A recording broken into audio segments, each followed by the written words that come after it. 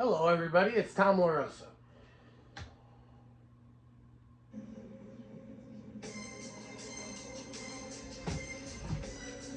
This is Bipolar Diaries episode 11. We'll get started in just 1 minute.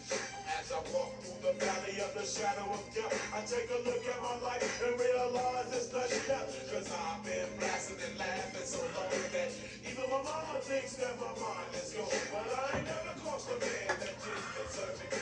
He be treated like a punk, you know that's unheard of. You better watch how you're talking.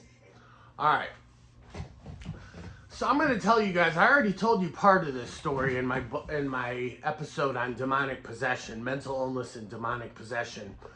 But I'm going to tell you the whole story of what happened when I went out to LA and my manic episode in LA, which is one of the worst manic episodes I ever had.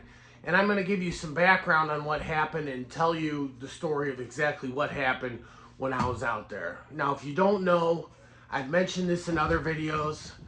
I was arrested for 2 counts of assault with a deadly weapon and a count of vandalism and resisting arrest, and I ended up having to spend 8 months in LA County Jail.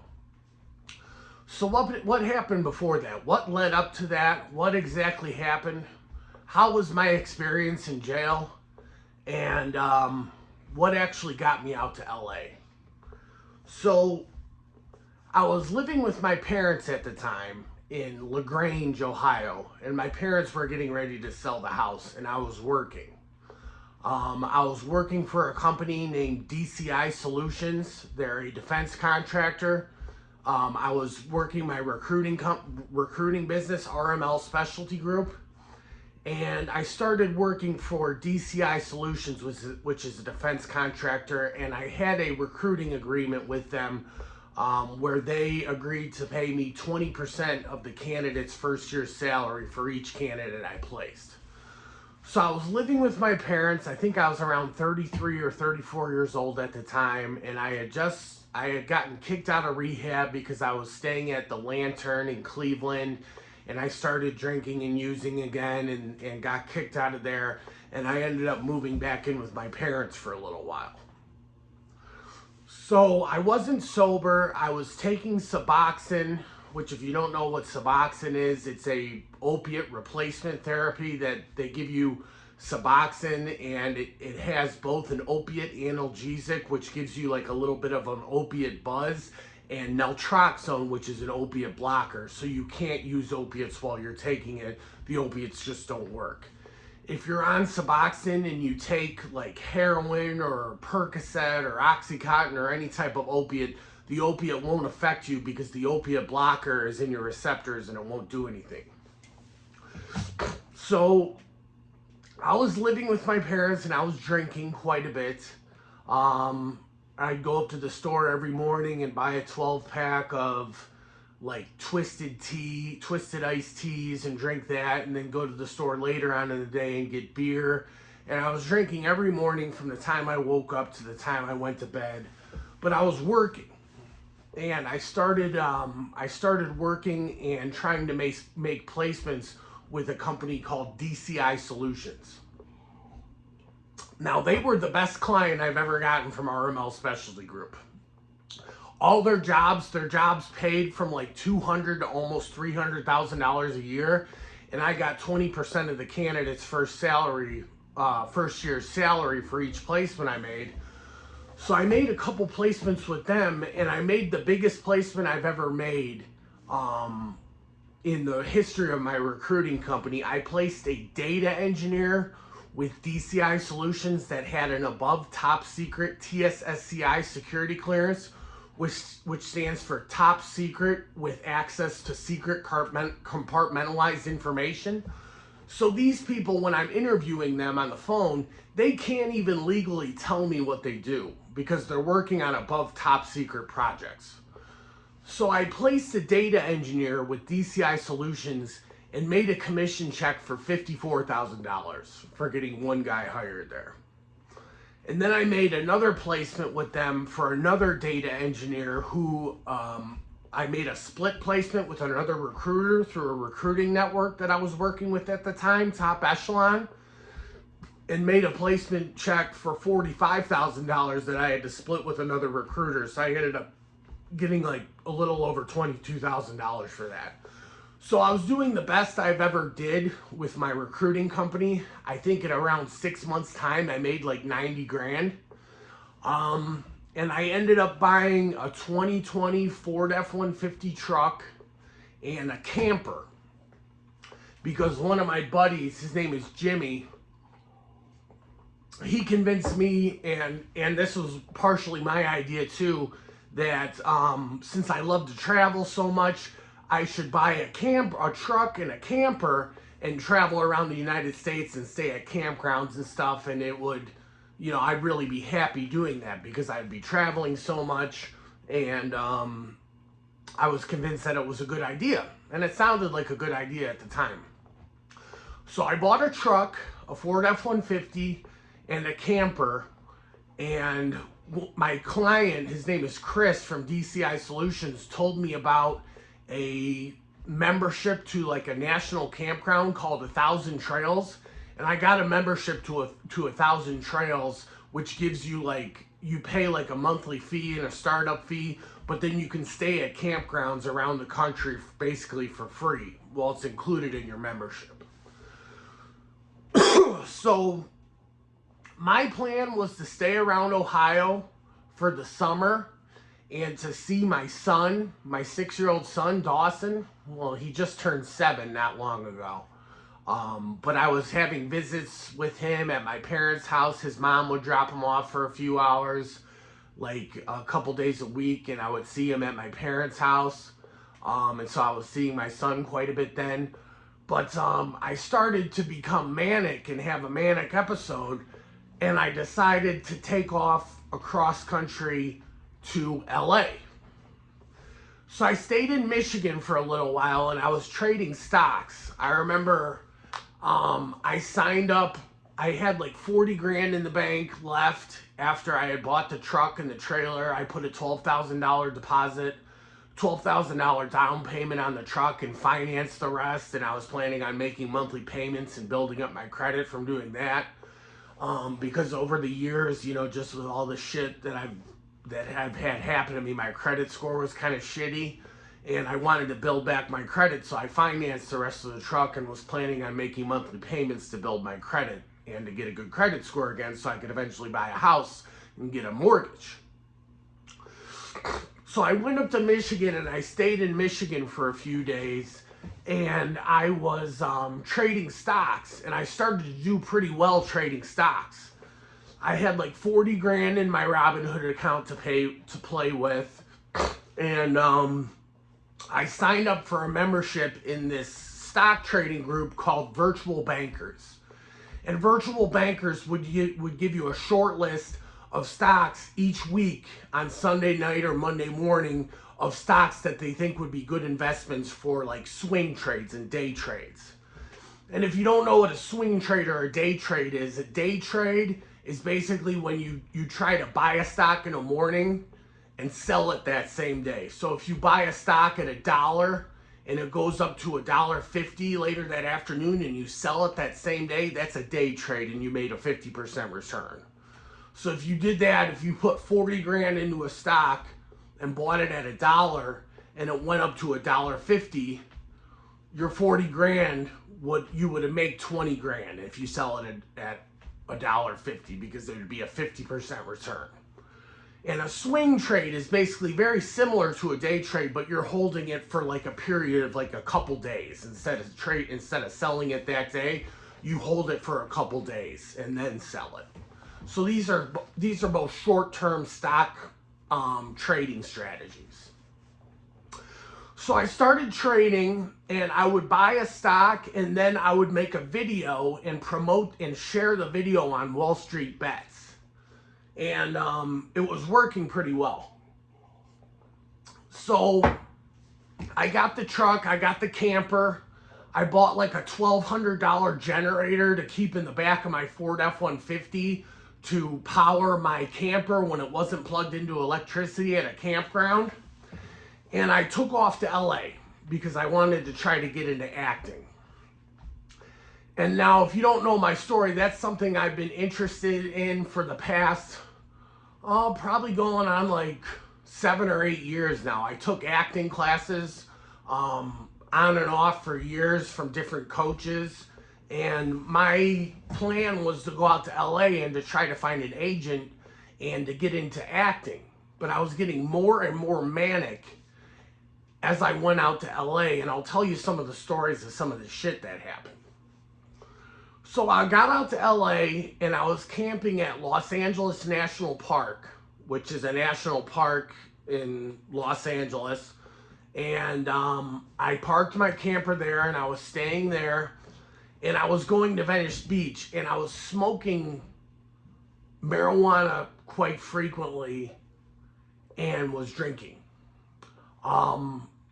I had brought with me on the trip a bag of medication, antipsychotic medication, which keeps away the manic episodes, and an antidepressant, which obviously keeps away the depression and keeps me at a level mood.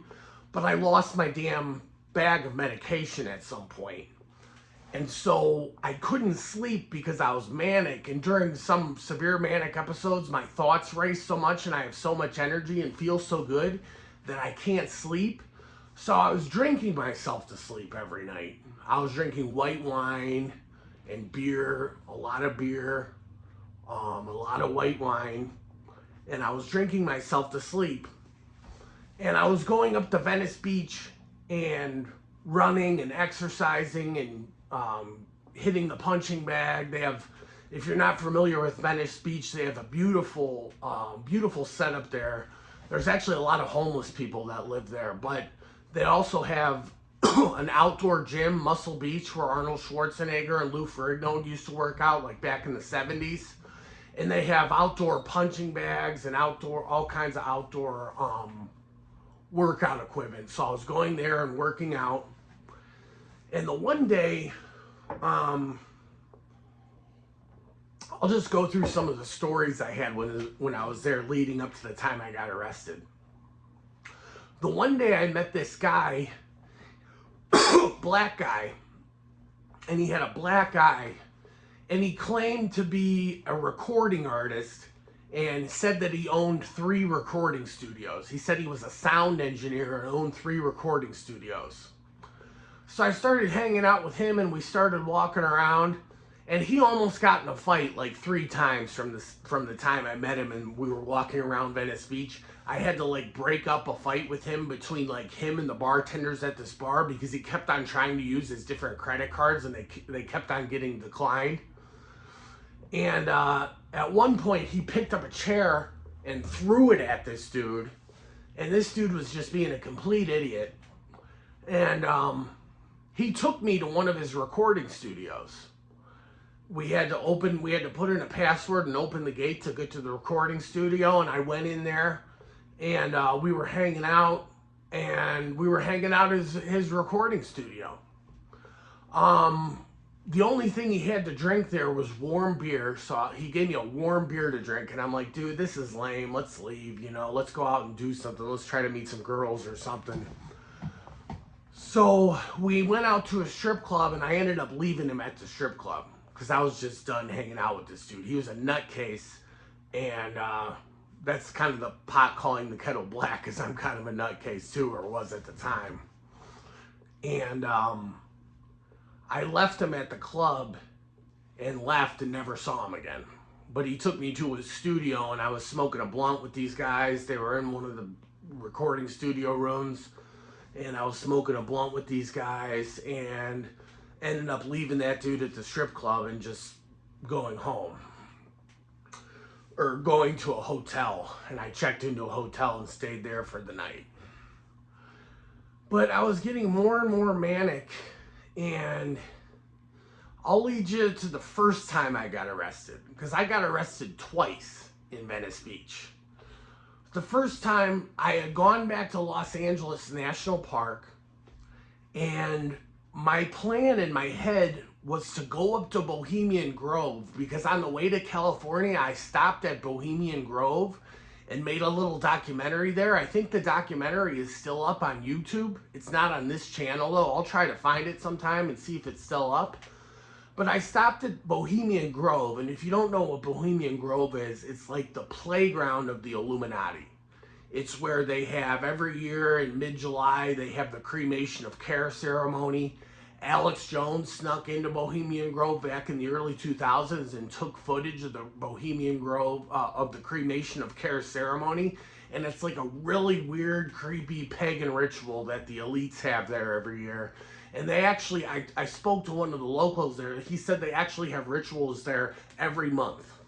The Illuminati does. And it's like the Illuminati's playground. So my plan was to go up to Bohemian Grove again. And I thought that God was just going to destroy it and wipe it off the earth. And I was going to be like a catalyst for that and be like God's prophet, you know, wiping off Bohemian Grove from the map. So I started to think really crazy, and I started to do some really bizarre, crazy things.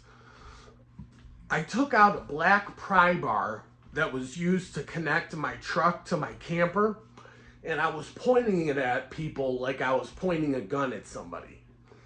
And I ended up pointing this black pry bar at a woman and her kid walking up to my campsite, and they called the security because they thought it was a gun. They called camp security, and I ended up screaming at camp security and telling the camp security that I would burn the entire park down.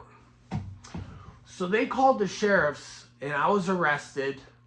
I admitted that I had a firearm in my camper, but I didn't point the firearm at people. I was pointing the black pry bar at people like it was a gun.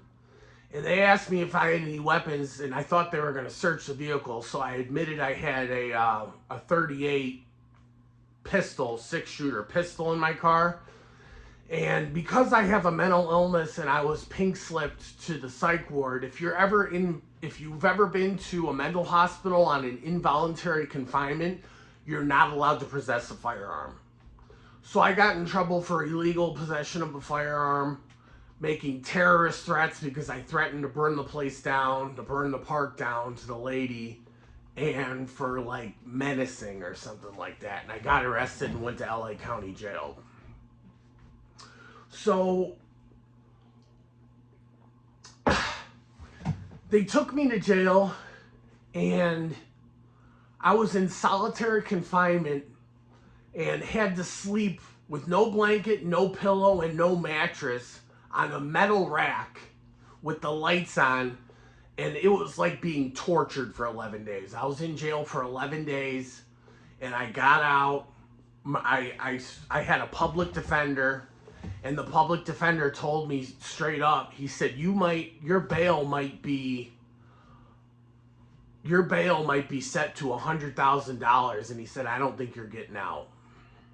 So we're going to take a quick break. I'm going to put some music on for you guys, and I'm just going to take a quick break, and we'll continue the story in 1 minute, all right?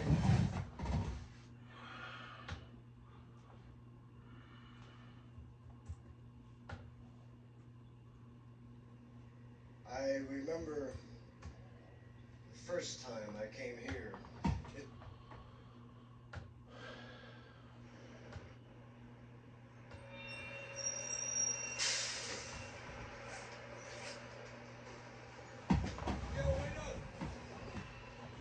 Song filled with shit for the strong willed.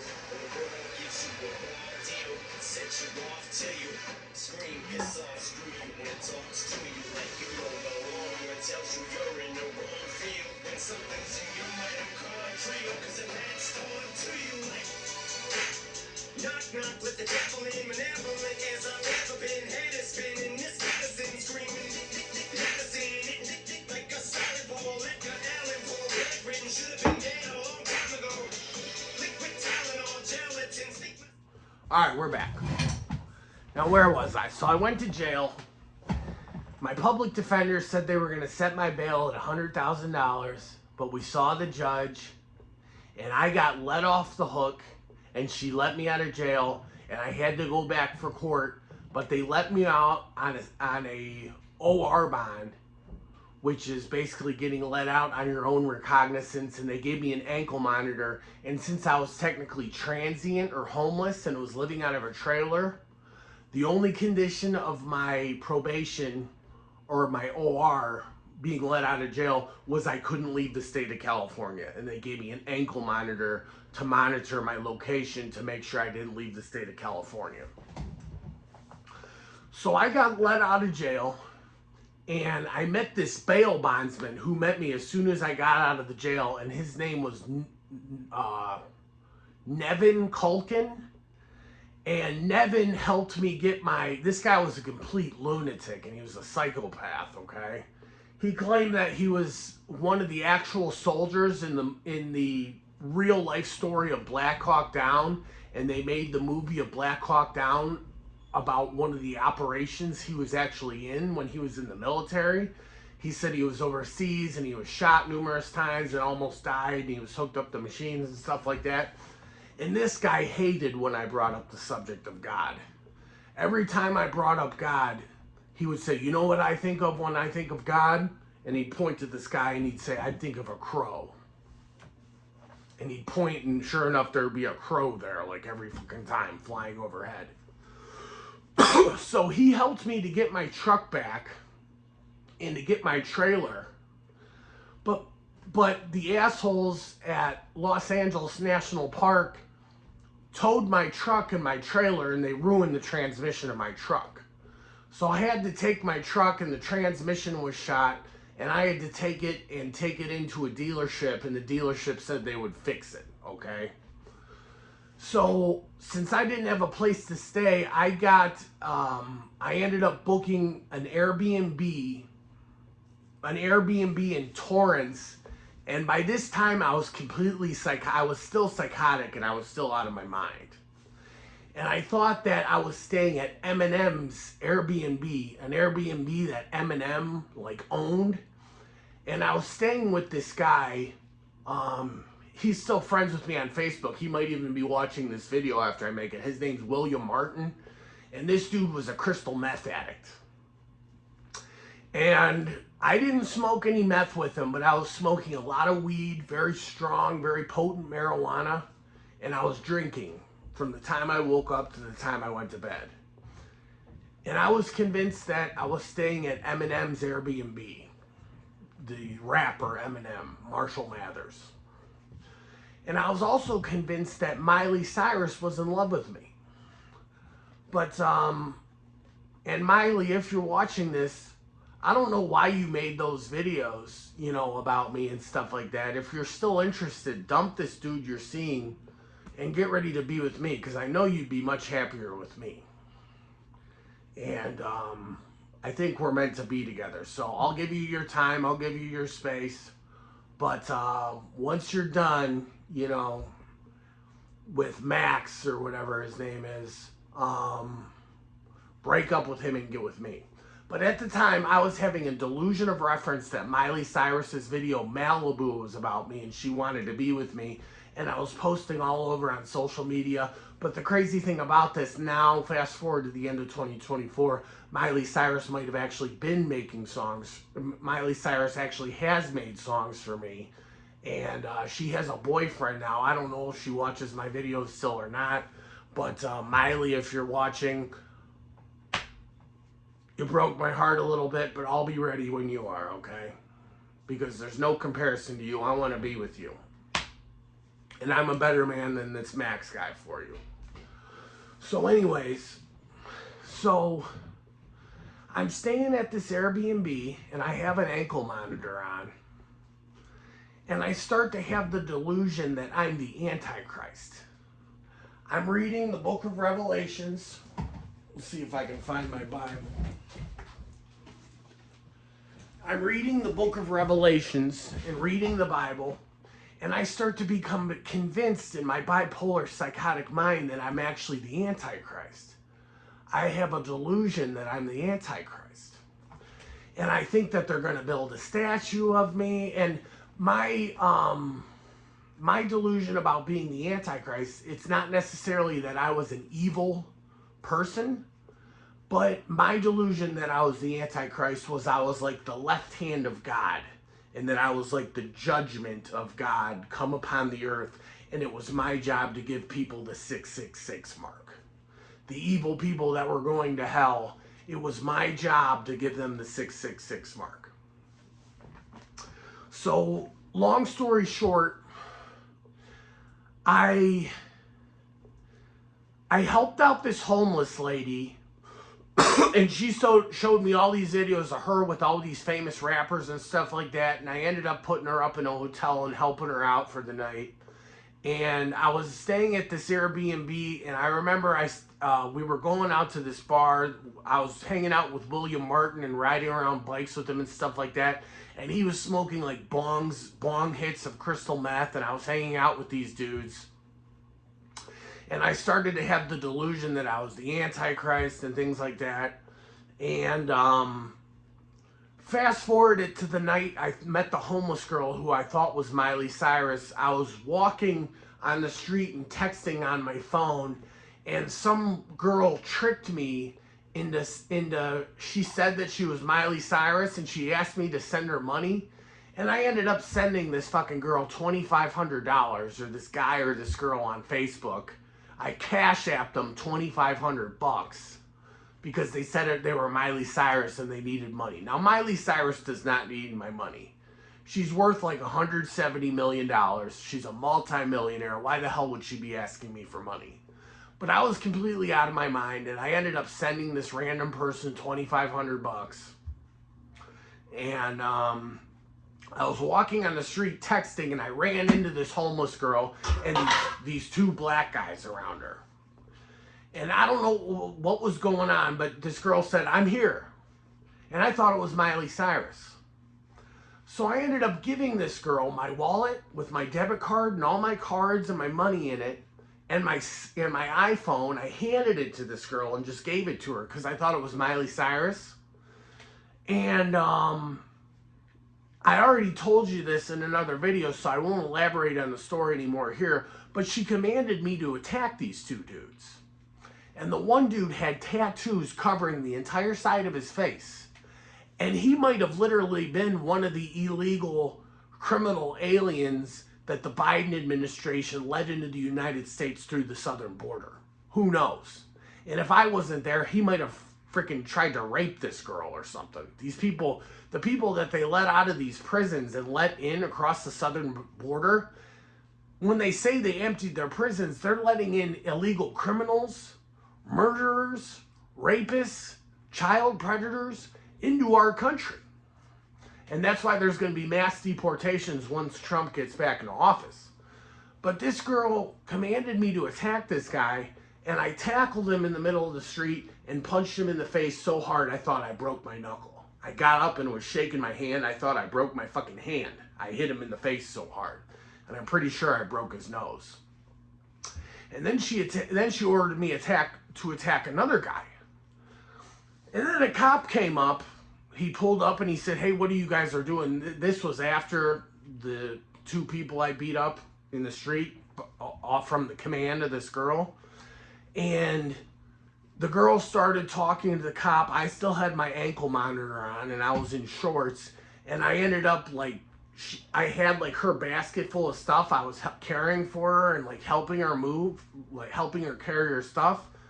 And I think she went off with the cop. The cop gave her a ride, and I went off into one of the streets off the side and spent the night in the street. And later the next morning, the girl dropped my backpack back off to me, and the backpack had a bottle of 2 Vicodin in it that she gave me for my hand, a bottle of her perfume, a cell phone case. She returned my wallet to me with my business debit card missing. She didn't return my iPhone, but she gave me a case with 2 like Android phones in it. And the bag had like all these little gifts and presents that this homeless girl gave me, and a bottle of 2 Vicodin for my hand, because I thought I broke my hand punching the dude that she ordered me to punch. Okay? So I went over to this lady told me to get off her street because I was hanging out on her street. And if there's homeless people hanging out in the wrong neighborhoods, they get told to move. So I went to this like little garbage dump near a park where I saw these two homeless guys sleeping. And the one homeless guy, he told me his name was Cain. And I thought this homeless guy was actually Jesus. In my bipolar, delusional, psychotic mind, I thought that this guy was Jesus.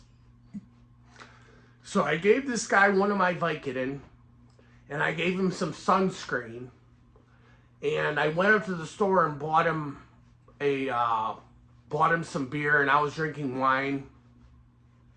And I remember being so upset that Jesus was in a garbage dump that I took a bottle of white wine that I bought from the store and I smashed it on the concrete and I cut my hand. I still have the scar from it. I cut my finger really bad and it was bleeding like crazy.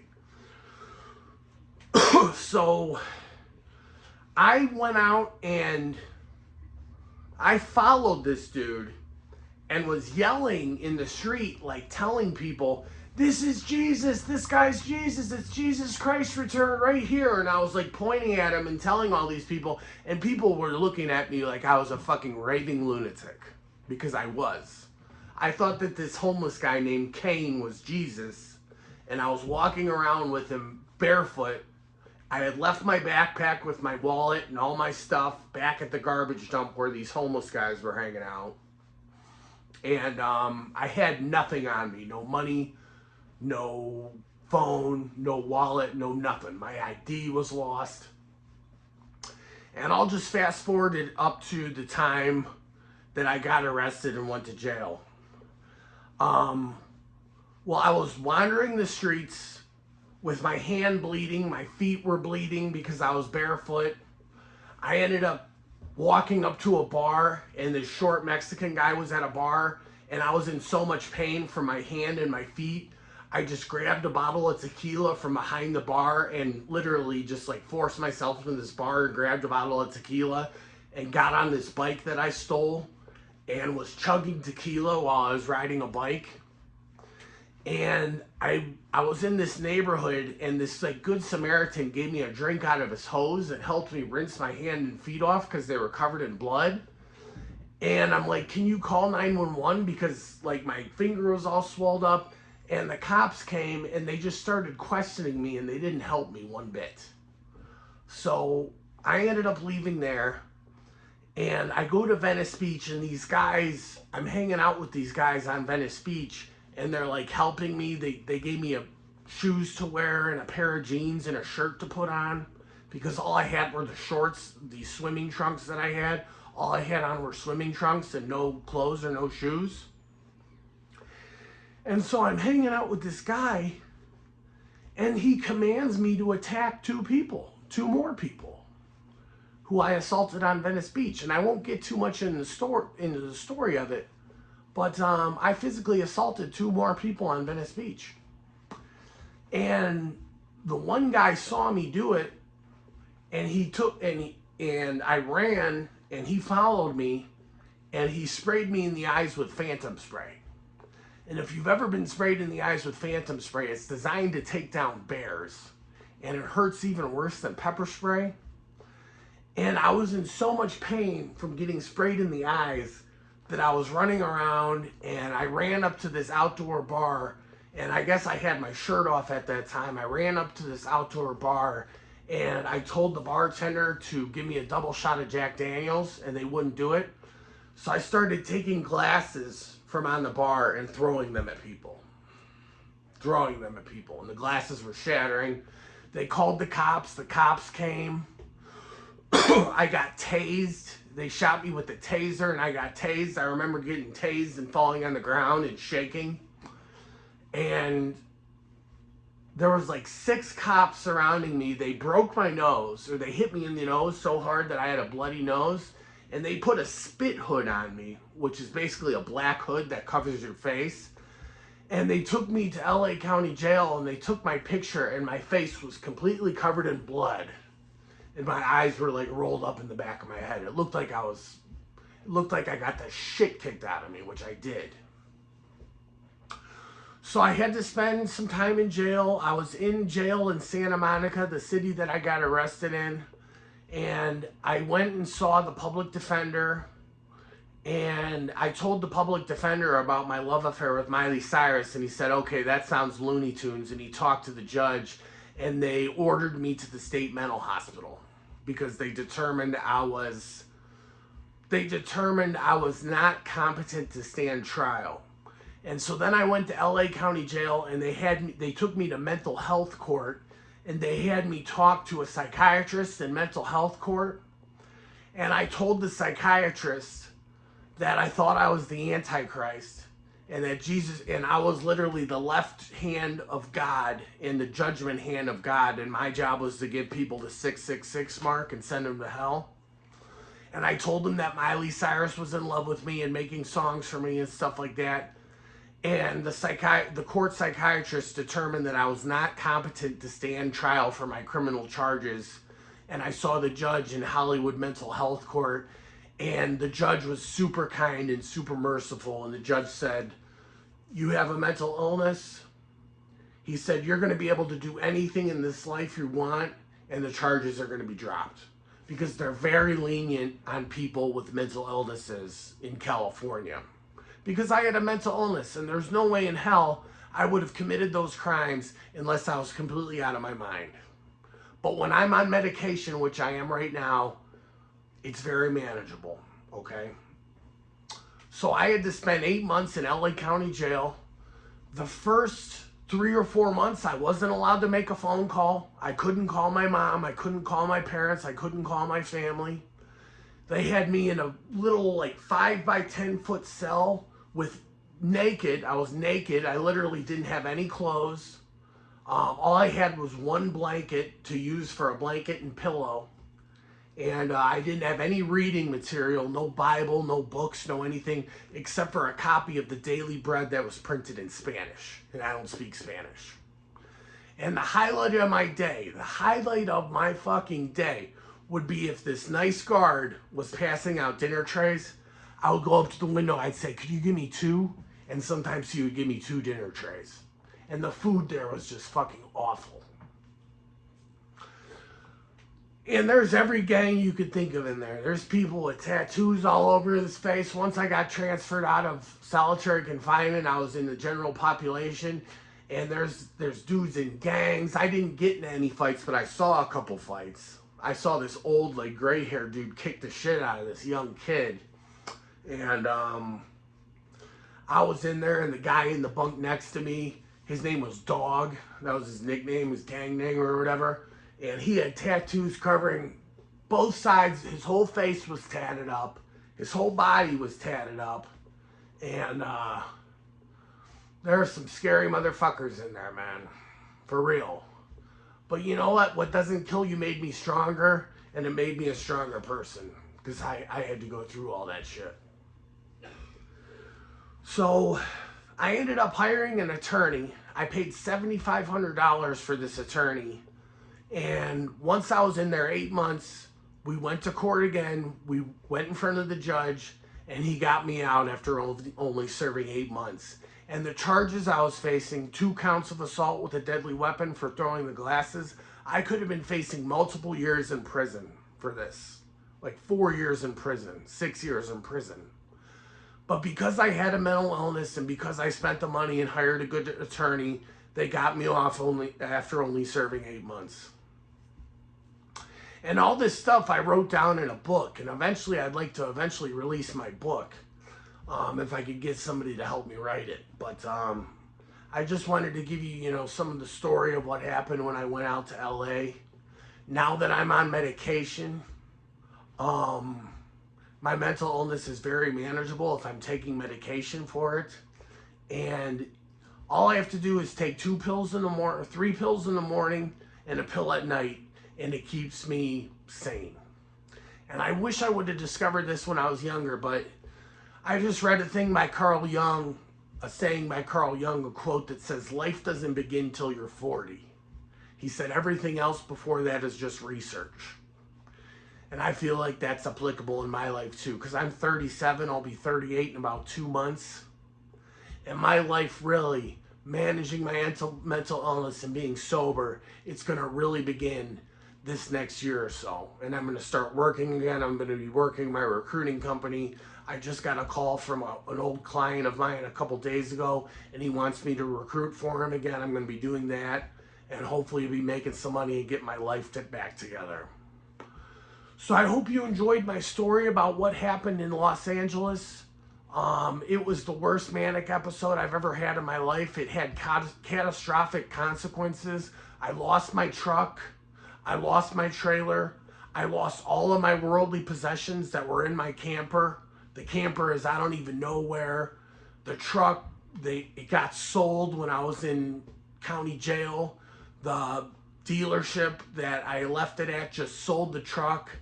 And I'll never see that truck or camper again. And that was I'm out a lot of money from that. But I'm just grateful that I have my life still. I have my freedom. And I have my future to look forward to. So I hope you enjoyed my story about LA. And if you're the moral of this story for me is to stay on my medication. In order for me to succeed in life and to do well in life, I have to do two things. I have to stay sober and I have to stay on medication. And if I do those two things, I can do a lot and accomplish a lot in this life. But if I don't, if either of those two components aren't in, if I get off my meds or if I relapse and start using drugs again, all bets are off. All bets are off. So I hope you enjoyed this video. This was a little bit of a longer one. But if you made it with me this far, you know a little bit more about me. And you heard about my worst manic episode and my experience in jail. And thankfully, thank God, all the charges got dropped except for the resisting arrest charge. So those other 3 felonies, they got dropped because I hired a good attorney and the judge had mercy on me. And I just got stuck with the 1 count of resisting arrest, which is a felony, but you know, that's okay. I can still work my recruiting business. It doesn't really have any horrible consequences, but I had to do 8 months in LA County Jail, and that's not a fun place. It's not a fun place at all. So I hope you enjoyed this video. Tune in next time, and thank you for watching.